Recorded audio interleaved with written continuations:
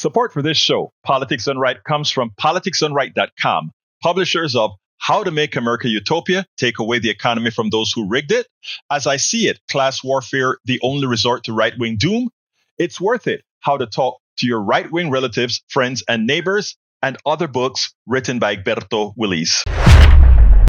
Welcome to Politics Done Right. My name is Egberto, Willies, your host. Good morning, Houston.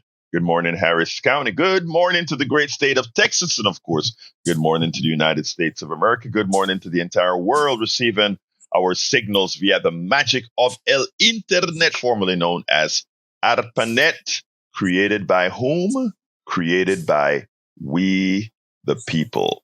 And we have to remember it is time to reclaim that which is ours in every manner possible. Reclaim what is ours. We have been conditioned to accept systemic theft from us all.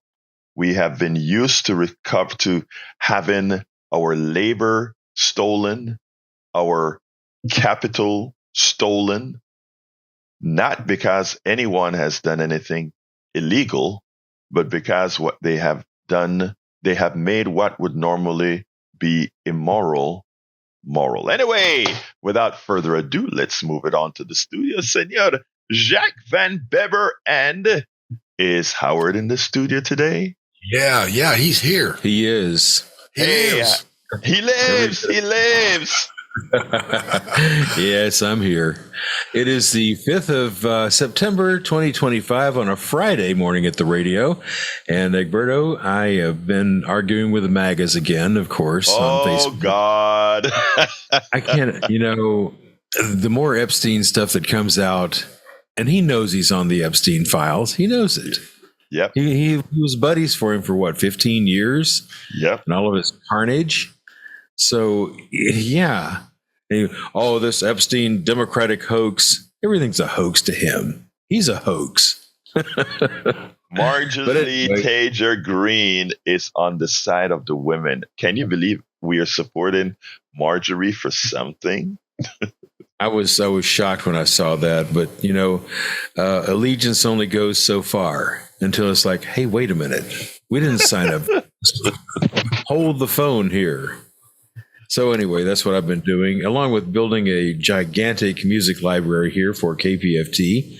I've been going through all the old boxes upstairs, and there are dozens and dozens of them. Thousands of dozens. Yes, I've added 5,000 songs to the music server so far. Oh wait, are you ripping them? Are you wow. Okay. I've gone through 2 boxes, and I think there's like 25, so it's going to take me a while. Oh Lord. And how are you categorizing them, man? That's the most difficult part. Well, there's somebody did this ahead of time.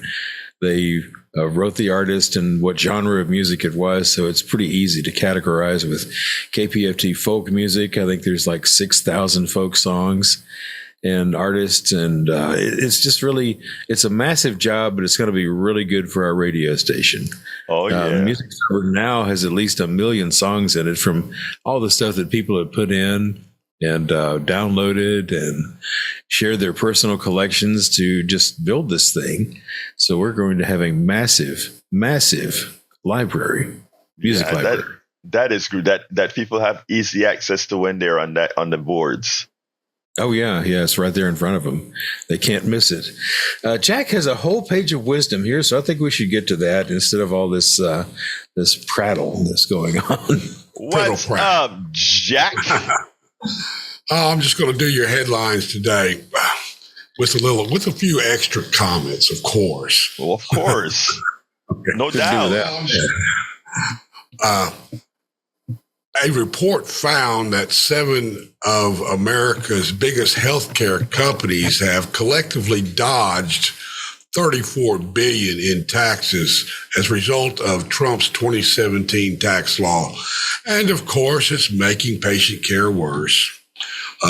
Minnesota progressive Omar Ramirez decries Trump's strike on the boat that he hit unconstitutional. They're using a failed war on drugs to justify their egregious violation of international law. We have a madman in the White House. All right. This is your neighborhood. Representative Dan Crenshaw is dogged by a collapsed town hall, claiming it was caused by Democrats and outside paid activists. No, Dan Crenshaw. Open your eye. The town hall went bad because you didn't take the time to listen to your constituents and tried to use the standard Republican talking point, lies, and they called you out on it. So don't cry about it and make excuses. Just resign. Looks like your days are numbered even in the red areas. Yeah, we hope so.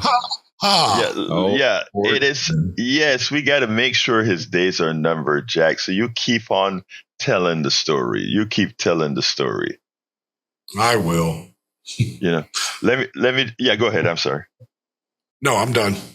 All right. I'm done too. Take it away. Done. Oh my God. These guys are giving me all this time, and I love time. Anyway, look, let me tell you, first of all, I know you're laughing. It's like, yeah, that damn guy talks and talks and talks. Hey, but when I'm not on the radio, I'm listening. I promise you that. Anyway, folks, look. Good morning, everybody in the chat from Substack. Remember, I lose the first couple of dozen or so before I start getting things out. But I want to welcome Cowboy Hats, Marg KJ. How you doing, Marg? Great to see you here. Jane B in North Carolina. We got Cheryl Elkins. How you doing, Cheryl? Great to have you here. Barbara Fetante. I love me some Barbara. Barbara is a great activist out there. Along with her late husband, wonderful guy. Love him to death. We spent some time in Philadelphia doing our stuff during the Bernie days, and we had great times out there. Of course, we have John Cotter, guy who fly those big birds. Hey, John, how you doing, my man? Great to see you in the chat. I'll see you when you're back in town. Margaret Ryan, welcome aboard. Judy Allen, welcome aboard, as well as Margaret Ryan. How you guys doing? And of course, we have in our other chat, Anna Hart. Welcome, Anna Hart from West Washington State. And we have Lita Bearcat from Austin, Texas. A lot of folks joining in. Anyway, folks, we got a lot to talk about. But I'm going to start where Jack started. Look, I have a very soft look. None of us believe in drug traffickers and all of that. None of us want that. But, we as Americans, we have our thugs. Our president is one. But we have our thugs, international thugs that go across the pond, or thugs that go into Latin America, and they have their own clandestine operations, and they do a lot of bad things out there. Think about, let's say we had a Texas thug that is operating in, in Brazil. Let's use a bigger country, in Brazil.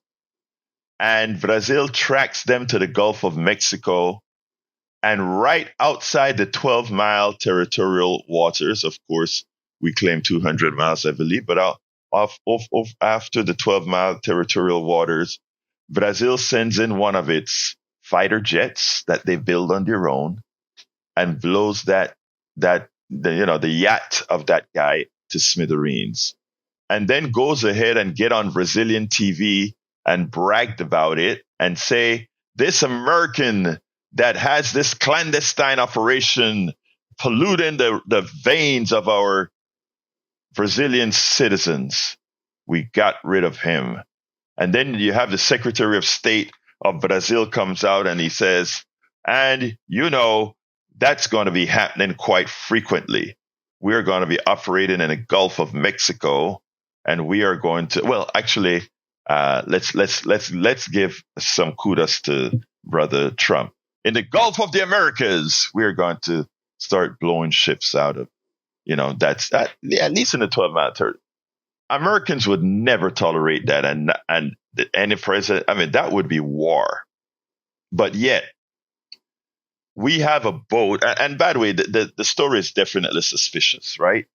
You have a boat with 11 people, speedboat, 11 people, And we know that these guys want to maximize storage for cocaine or whatever drug they're transporting. They're not going to fill that stuff up with people.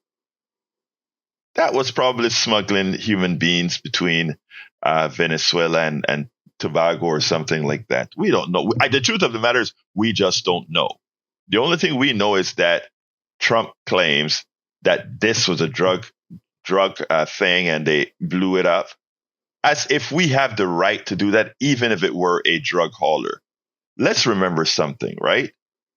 We don't, our government doesn't like drugs. I don't like drugs, but the truth of the matter is, if you want to take drugs, and I mean this from the depths of my heart, I don't drink, I don't smoke, I don't do drugs.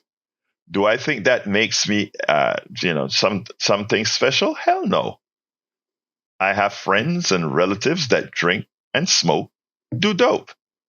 Do I think anything badly of them? No, that's their choice.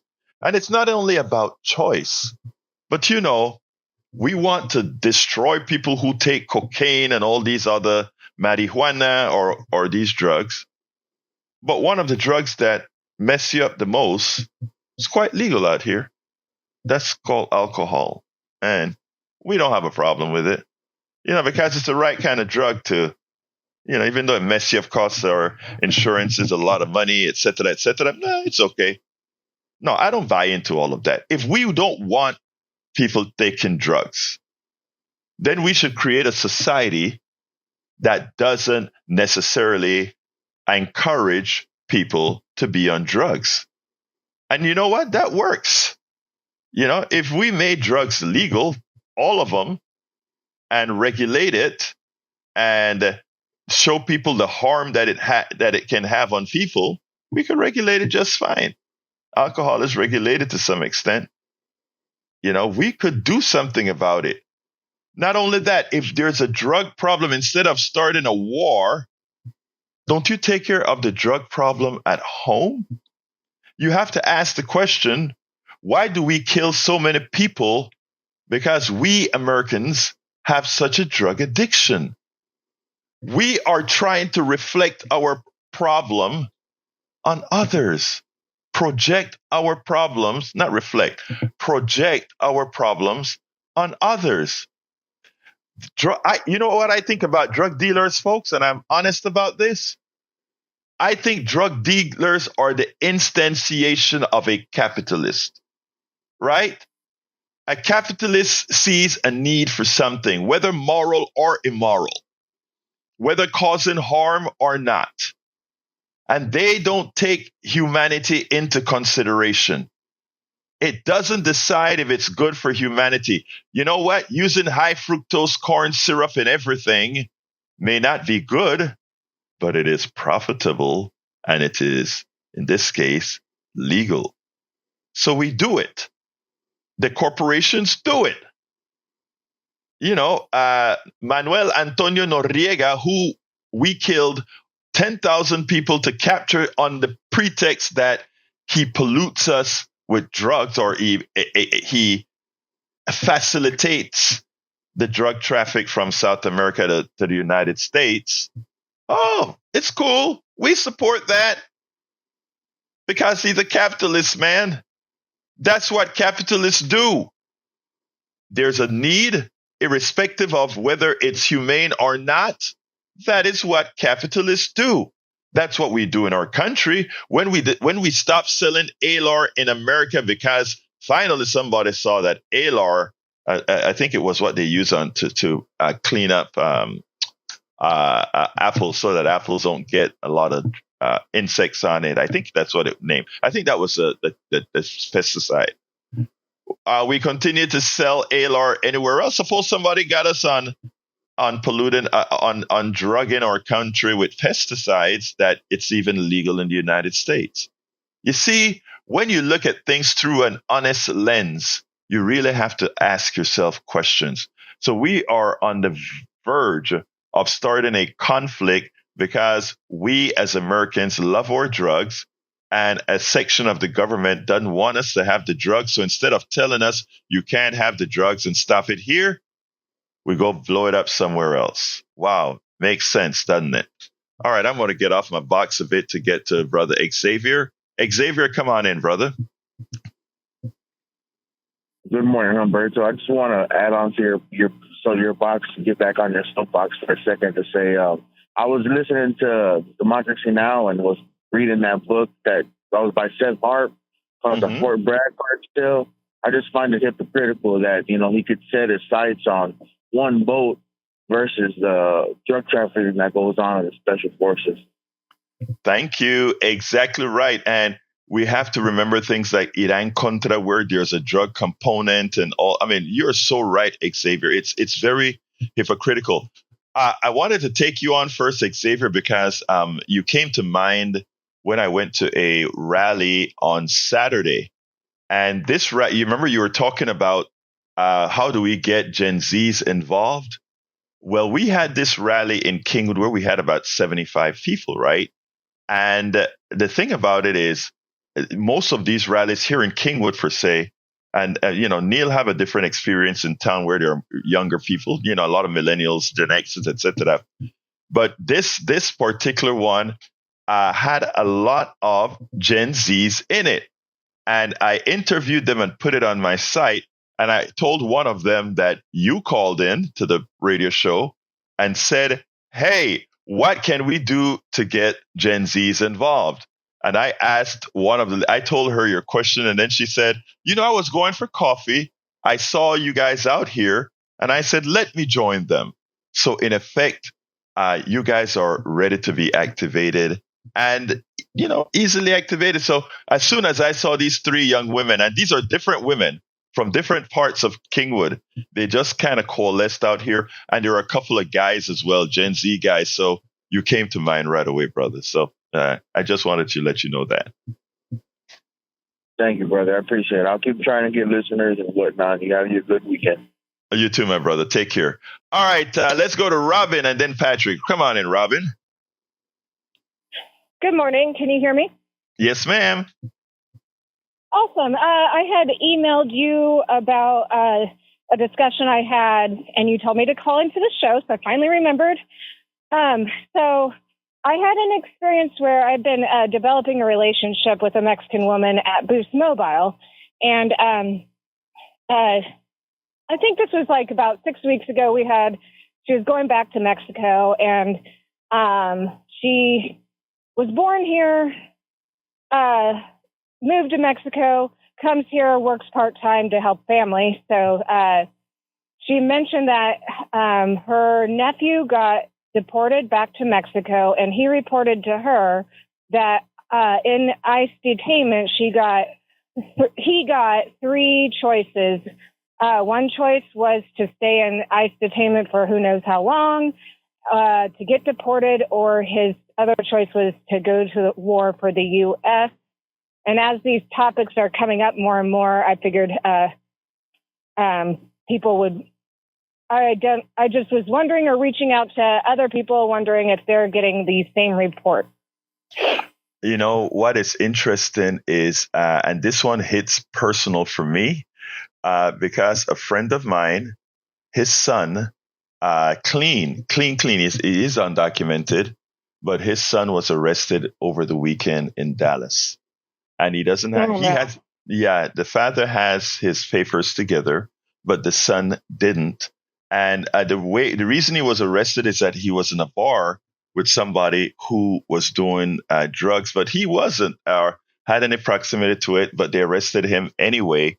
And when the lawyer in court made it clear with cameras in the bar and all of that he had nothing to do with it, and they released him, they actually called La Migra to come and pick him up.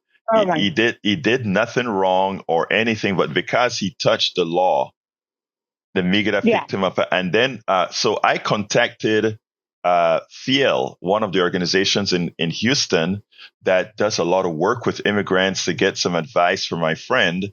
And it turned out that the law has changed. And it doesn't matter that the way they wrote it, doesn't matter if you're a criminal or not. Once you touch the legal system, meaning charged with something, they have the right now to immediately just take you.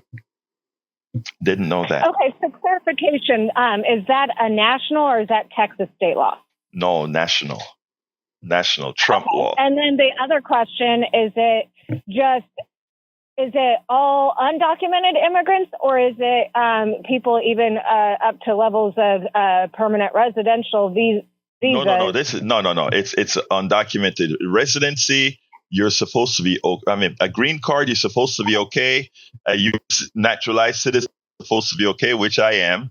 But again, we are touching on fettered. I just wanted that clarification. Yes, yeah. We are talking about territories that we haven't seen, Robin. We don't know what's going on right now. It is, this is one of the reasons why we need to get back to a humane legal society, and not this society that, everybody, and this is what they want. They want you all of us looking over our backs. Trump has even spoken about deporting born Americans who break the law. I mean, it's sick, but hey, what can I say?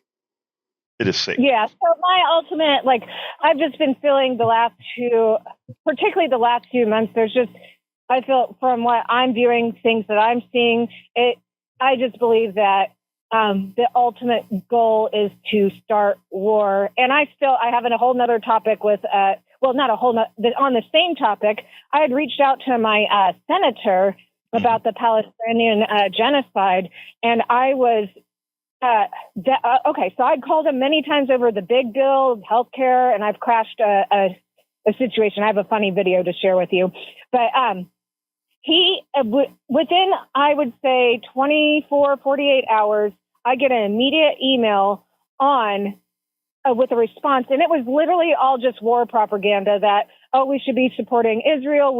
I'm so glad that Trump has done the Iran attack. And so, but all those other calls that I've called over healthcare, not one response. So AIPAC is powerful. I know there's other people waiting. So I just wanted those are two personal things that I've experienced and heard about that I'm like, I just feel like that's the ultimate goal. So AIPAC is amazing. Yeah. Thank you very much, Robin. Robin, I thank you for calling in with this subject, because I think people need to hear quite a bit of this. My heart goes up from asking people questions. What were they offered during ICE? Let people, hopefully people can start telling them reporting back what's happened. Absolutely. Thank you for this, Robin. You have a wonderful rest of your day, sis. You too. Thank you. And bye. All right. Let's go to Patrick. I know Patrick have a good soliloquy for me. Go ahead, Patrick. How you doing, my brother? Doing fine. No soliloquy, but before I get into my topic, I wanted to point out that when we occupied Afghanistan, that the Marines did nothing to stop the production of opium there. And in fact, AP and several other news organizations reported that the Afghanis were given or somehow got pumps and diesel generators that they couldn't afford to expand the production of opium. And a lot of people speculate that that was intended to flood Russia with heroin so that we could do damage to their society. And that was under Bush. And that's easy to look up. You can Google it, and you'll see Marines walking through gigantic poppy fields doing nothing. But the reason why I called is kind of a similar subject. It's how we treat people that need help. And I want to first establish, can we agree that we don't really demonize people that are addicted to caffeine, and we don't have rehab programs for it? Exactly. Okay. And it does do damage to your heart and things, but we don't worry about it as a society. It's something that we accept. And then you brought up about alcohol. It's something that we accept. That's very damaging. And people get killed in cars on a regular basis, and people lose jobs. They increase the domestic violence. So as a society, we decided that we needed to lower the harm from that. Can we agree on that? Yes, we do. Yes, we do all the time. Okay. Yes, sir. And can we also agree that you don't really meet ex-alcoholics? You meet alcoholics that are fighting not to drink? Absolutely. Yeah, I've never met an ex-alcoholic. I just meet alcoholics that no longer drink. Exactly. So it kind of flies in the face of free will, especially when it comes to the addiction model. But we don't really pick who we are, and a lot of people think that we do. Now, an eating disorder was brought up, and somebody asked how it was treated. Well, we treat that because the individual is harming themselves, their teeth, their esophagus, if they're forcing themselves to throw up, if they're not eating enough, if they're doing damage to their organs, they have the potential of killing themselves. And so we treat that. And one of the ways we treat that is we help them understand that the way they perceive themselves isn't healthy. Now, the reason why I bring that up is we try and help them because there's a harm there. Now, we treat transgender people differently because they're not harming themselves. The harm that comes to transgender people, and the reason the way we try to keep transgender people from getting injured is that we gave them their own bathroom. We let them talk to a psychologist so that maybe they can lower their potential of suicide. They get to feel more comfortable in the skin they're in. They didn't choose who they were. They were born that way. And some people in this program seem to think that your genitalia is what dictates that. I'd like to say that those are probably people that only think with their genitalia, because your mind is so much more powerful in the decisions you make. And gender doesn't come binary. It comes in levels. So you can have some traits of a man and some traits of a woman. And a vast spectrum in between those two, and you should be able to kind of choose how you fit in, and you should be able to make a choice that doesn't make you depressed your entire life. So my point is with all these people, we try and diminish the harm given to them. We try and help them in society. We try and help them be productive people. There's nothing wrong with an alcoholic. There's nothing wrong with somebody that has bulimia. There's nothing wrong with a transgender person. They're just different than you. And that's something that people need to understand. And when you treat people differently for no reason, and you treat them with anger, and you try and hurt them, they are going to eventually lash out, and they're going to contribute less to society. And you're just making miserable people for no reason.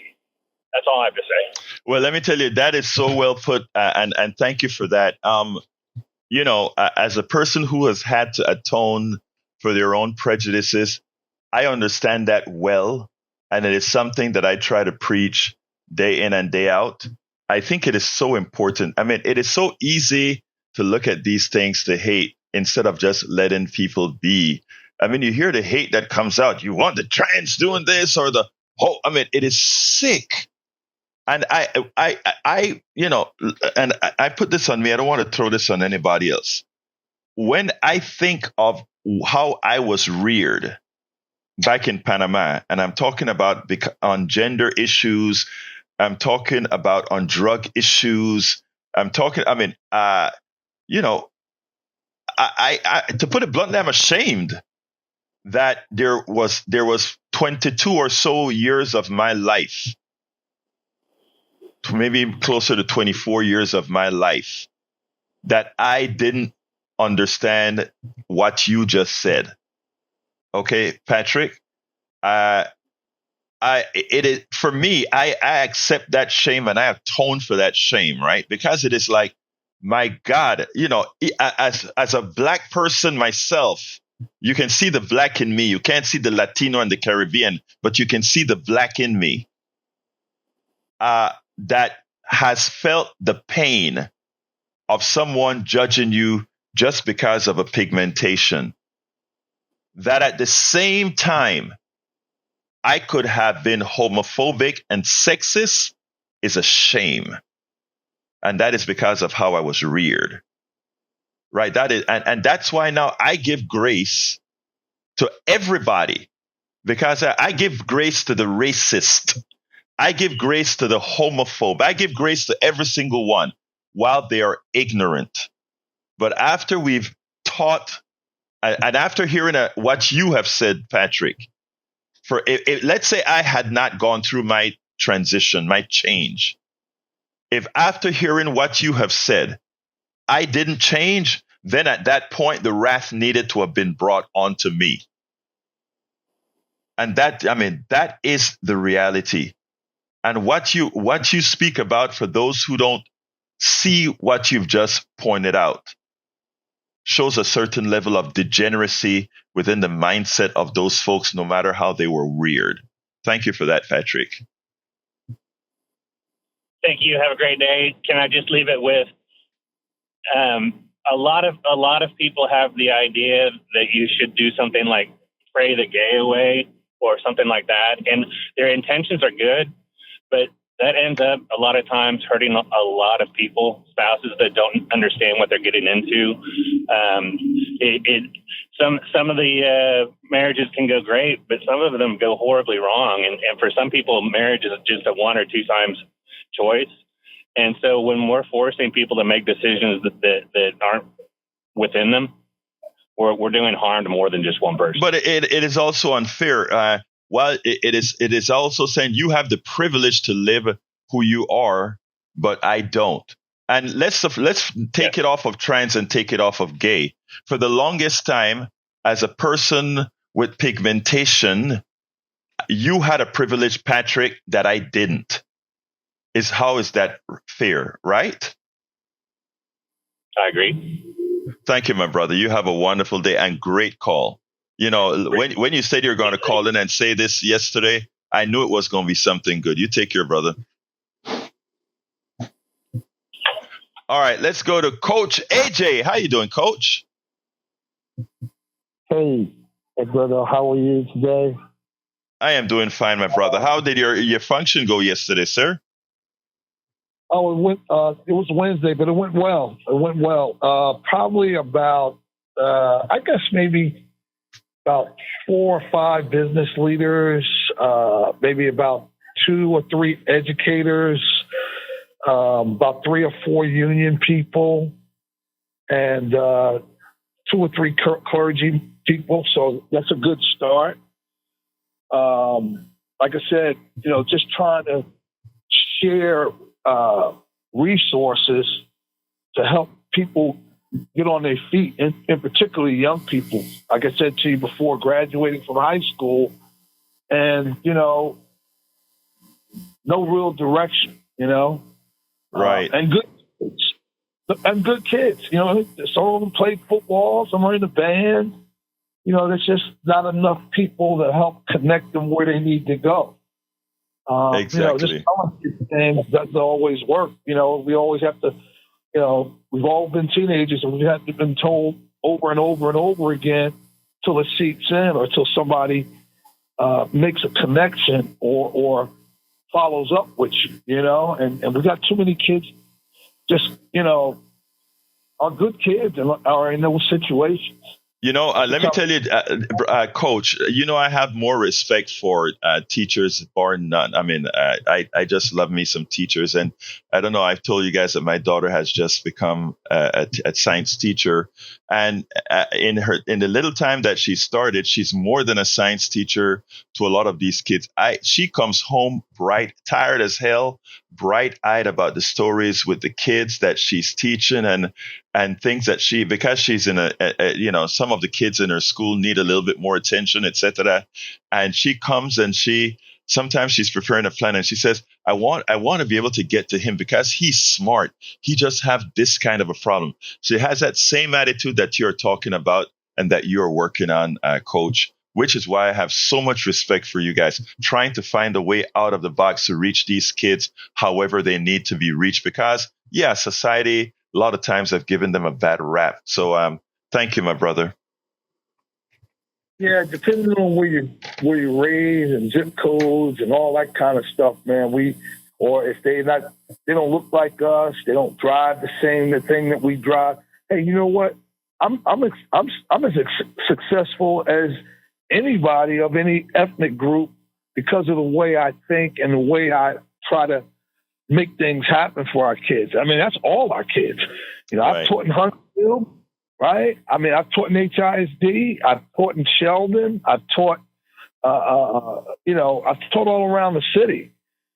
The main thing that I see, man, is just that, we got to have better mentorship for our kids. Well, look, I am definitely going to try to make one of your events, my brother. And also, I hope you were in touch with the pastor at the Luke. He has some good programs that he work with kids. So I know you're in this area, in my area. So check that guy out when you get a chance. A pastor for the Luke.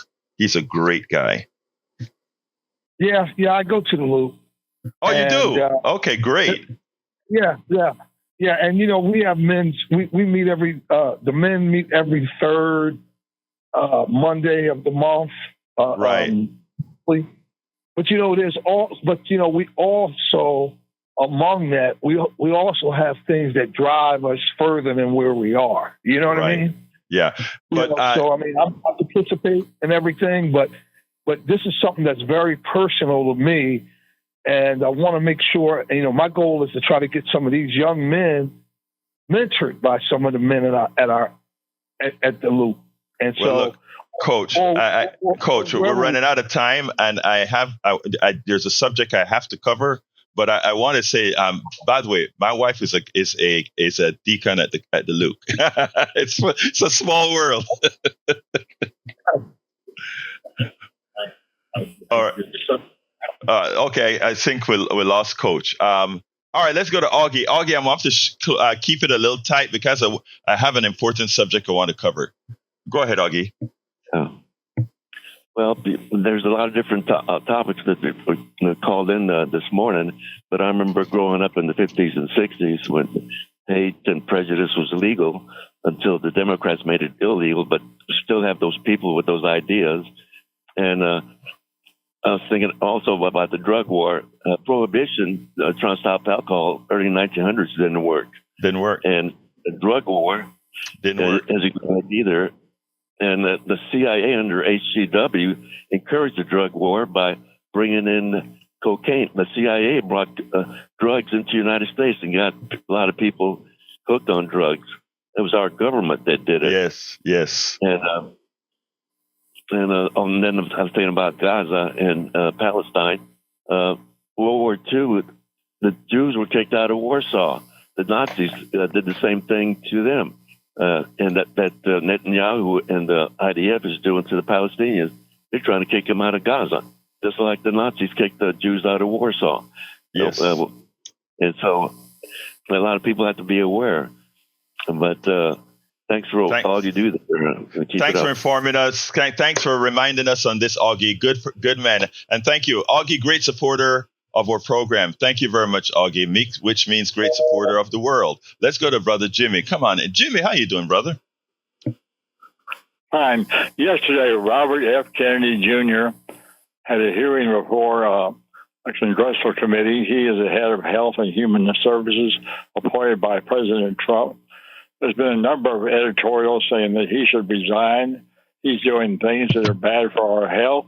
He's going to cause people to die because of his rules. And a lot of people with the Center for Disease Control and so forth, they're resigning because of the way he's running the department over there in total chaos.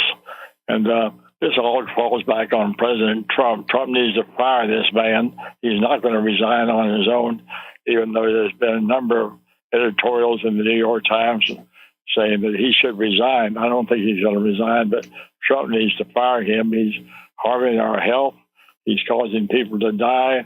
His whole family said he's a crackpot, and he just needs to go. And it's all on President Trump. Trump needs to get rid. You're absolutely right. Unfortunately, he is the instantiation of Trump. So I don't think, my hunch is that he's not. The only way he leaves is if he brings down Trump's numbers. But thank you, Brother Jimmy. I got to go to Brian so I can get the subject started, man. Okay? Okay, good. Thank you, brother. Peace. Evening. You too, my brother. Let's go to Brian. Come on in, Brian.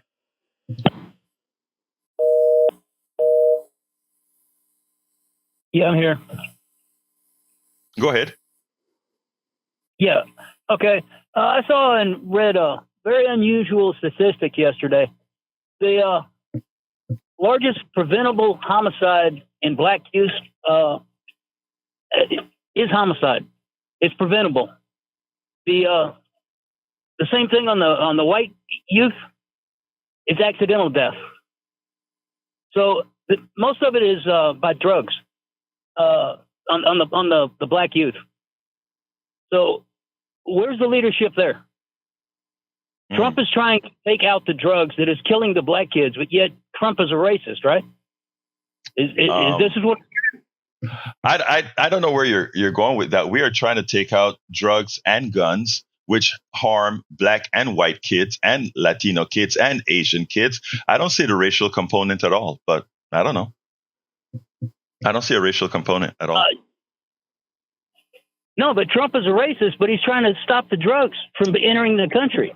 I don't know how that has anything. You continue to bring up false equivalences. I don't see how one has to do with the other. This is a guy who, didn't rent to black people. This is a guy who wanted 5 innocent black men killed. This is a guy I can go over and over again that he tries to protect drugs that helps everybody. I don't see where that goes. But thank you very much, Brian. You get your piece in every day. Have a wonderful day, and let's go to Eddie.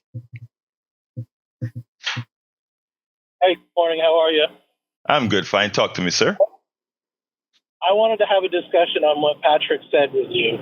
Sure. Because I believe gender is absolutely binary. Okay. If people argue that it's on a spectrum, what are the traits of that spectrum that make someone woman or man?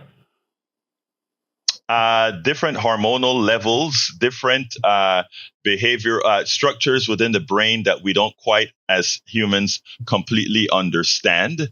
There are a lot of things that if there is somebody wired a particular way, that's how they're wired, and that's what it is. And you, as a cis male, go ahead.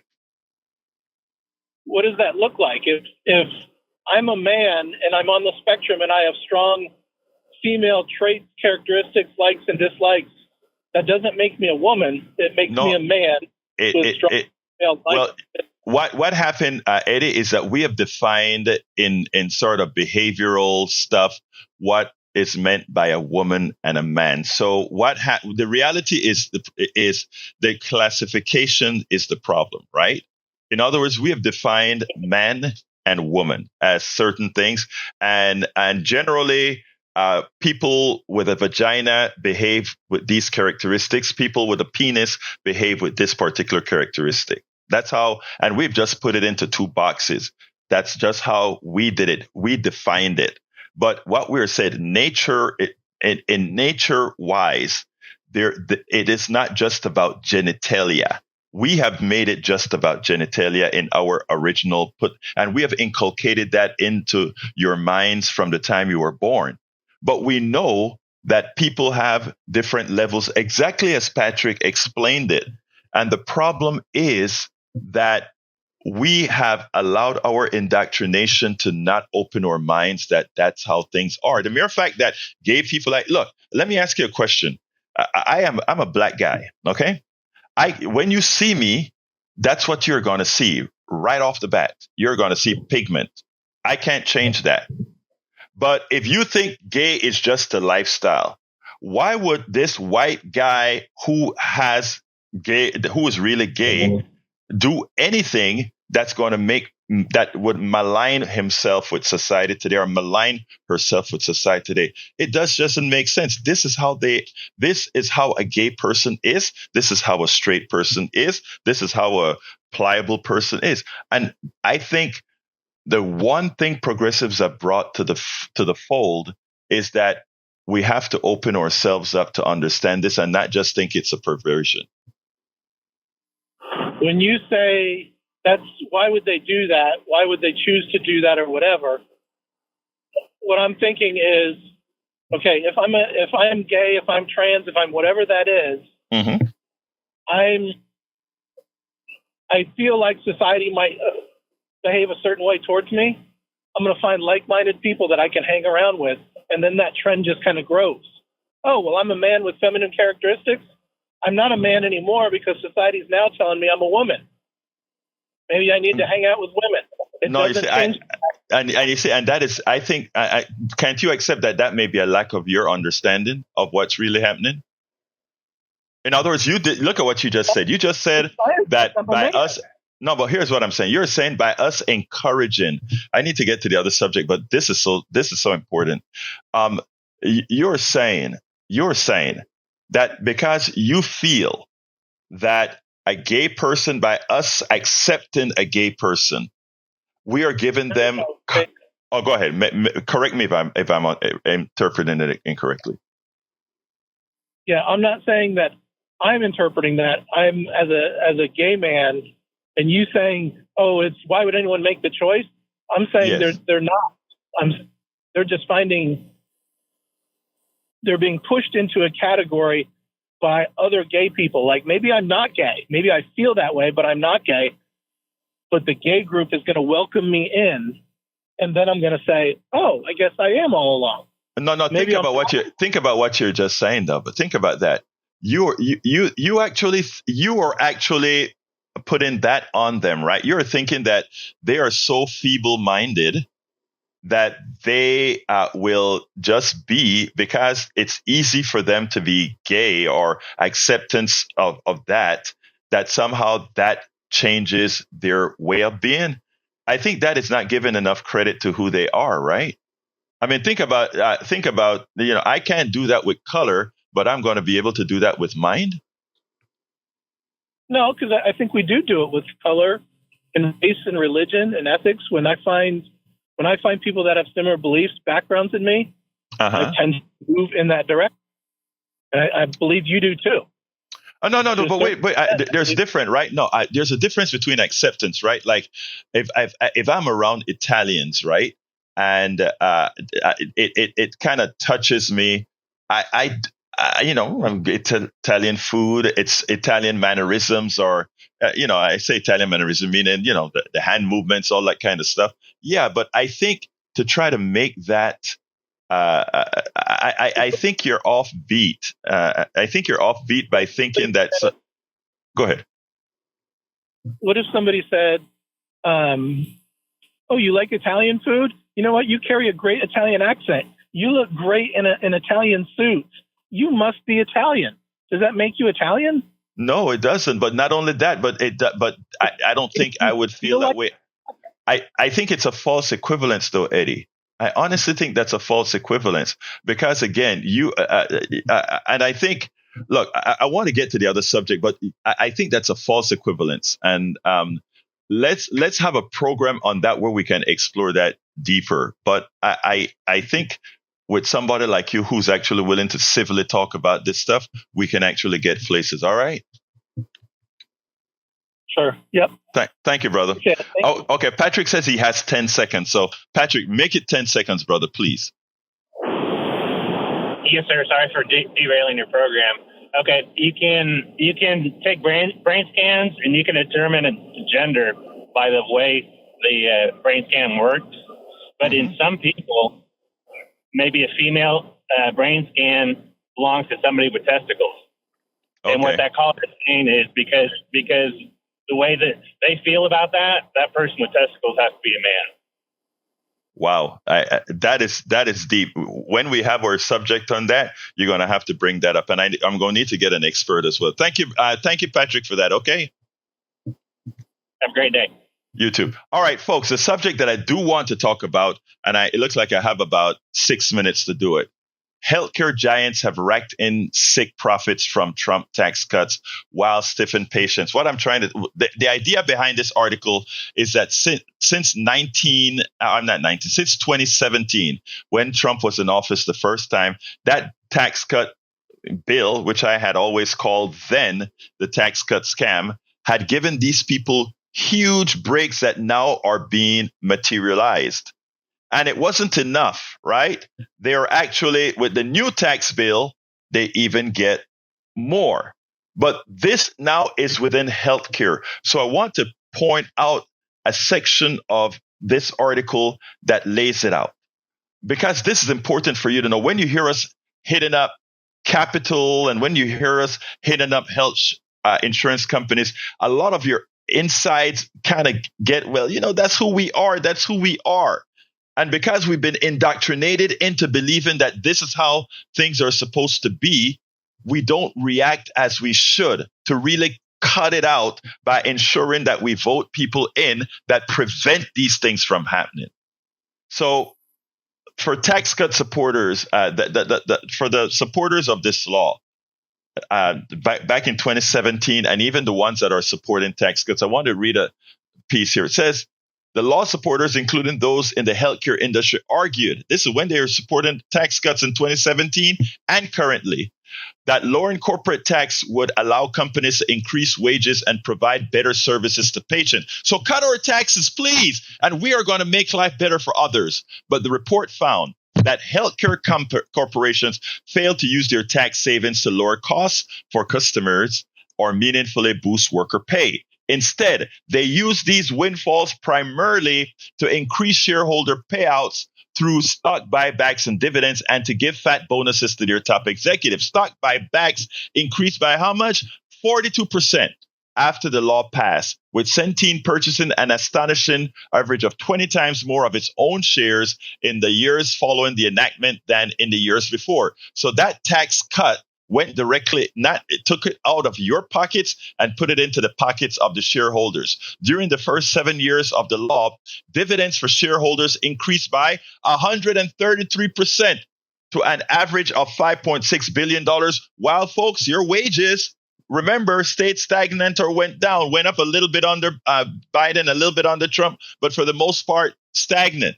And contrary to claims that lower taxes would allow companies to improve coverage or patient care, the opposite has occurred. While data is scarce, the data of denied insurance claims is believed to have risen since the law went into effect. Now, remember what I spoke to you guys about Medicare Advantage and Medicare, traditional Medicare, and how what they want to do is now have pre-authorization in traditional Medicare, and that Trump is testing it in several states right now, or is going to start testing it in several states. Listen to this portion. The four major insurers' Medicare Advantage plans were found to frequently deny claims improperly. In the case of Centene, 93% of its denials for prior authorizations were overturned, which means they denied the patient, but when they went to arbitration, they said, oh, no, the patient really needs that. Many times that is too late because the patient either dies or the patient has been sicker, will die quicker, will cost the insurance company less. 93% of the denials were overturned, okay? The others were not much better. 86% of them overturned for Cigna, and 71% for Anthem, and 65% for Humana. That just says they're doing this as cost-saving measures with the expectation that you are not going to fight them. Remember, the only ones that get overturned are the people who fight them after they overturn it, and sometimes it's too late.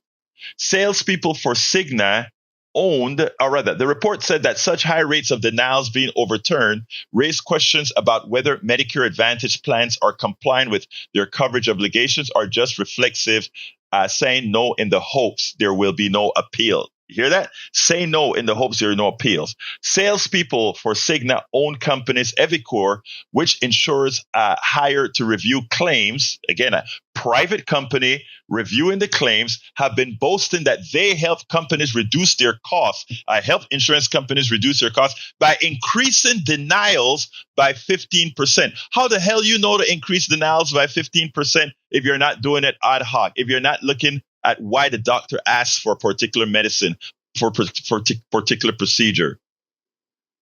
Part of a model that ProPublica has called the denials for dollars business. In other words, there are companies that go into business to deny you healthcare services. That's why we have to take healthcare out of the hands of the plutocracy. That's why we have to take healthcare out of the private sector, out of capitalism, because they are doing their jobs. That's the definition of capitalism. That is what they're supposed to do. Maximize profits for the shareholder. These guys are not doing anything wrong. Remember, There's no humanity in that economic system, none. And while paying tens of millions to executives, both HCA and Universal Healthcare, which save around $5.5 billion, guess where that money went? Shareholders and to their executives whose profits, whose pay went up by over 133%. Folks, you have to solve this problem. They're not going to solve it for you. And the only way to solve this problem is to elect the right people. It is in your hands, and you have the power to do it. We're not just talking hot air and complaining. You can do it, and you can start in this November in Virginia, in Maryland, and you can finish it start finishing it in 2026. Donald, real quick. Oh, yes, sir. So if I'm dancing around to Shania Twain's Feel Like a Woman, that means I'm funny. And, I love my ABBA and everything else, and I crank it up loud and proud. So I'm confused. Well, you're not confused. You are a macho man, as macho as can be, and still yet you like a lot of girly things, and I don't think you have a problem with that, do you? Have a good one, Donald. Love you, brother. No, I don't. And women, okay, I'll talk to you later. Bye. All right, got to go. All right, folks, let's pass it to the studio. Well, upon that particular subject, I have danced to ABBA myself, and and I'm pro Donald, our Donald, not the one in Washington. The Kinsey scale, it's all a scale. Mm-hmm. If anybody had any sense, they would read what Kinsey discovered and wrote about in the 50s. So, it's all shades of gray. Amen. Thank you. Choice, and it's nobody else's business. Jack, what you got, man? They sell us stuff that makes us sick, then they treat us for it. There you go. Got it. Anyway, folks, remember you can get the rest of the program at politicsdoneright.com/newsletter, politicsdoneright.com/newsletter. Write me directly at kpft@politicsdoneright.com. I love you all, and I mean all of you. Thank you so kindly for listening. I appreciate that. My name is Egberto Willies. This is Politics Done Right, and you guys know how I end this baby. I am what? Out. Support for this show, Politics Done Right, comes from politicsdoneright.com, publishers of How to Make America Utopia, Take Away the Economy from Those Who Rigged It. As I See It, Class Warfare, The Only Resort to Right-Wing Doom. It's Worth It, How to Talk to Your Right-Wing Relatives, Friends, and Neighbors, and other books written by Egberto Willies.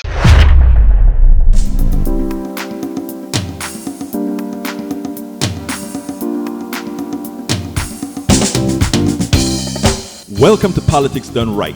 I am your host, Egberto Willies.